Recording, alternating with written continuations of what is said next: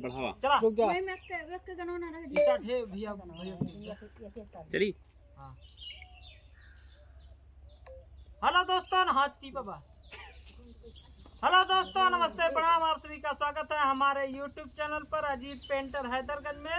और ये चैनल पर भाई साहब सिर्फ कमेडी पड़ती है। शाम को सिर्फ लाइव आते हैं 9 बजे से 11 बजे तक। आप सब लोग जुड़ते रहिए। और एपी गुड़िया सुमित पे शॉर्ट वीडियो और ऐसा गाना पड़ता है, ब्लॉग वीडियो पड़ता है।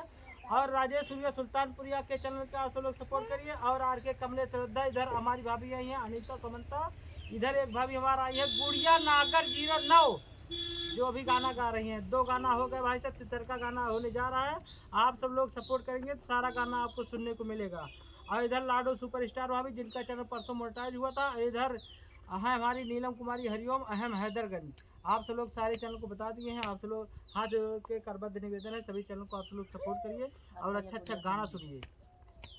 सुनाइए भाभी।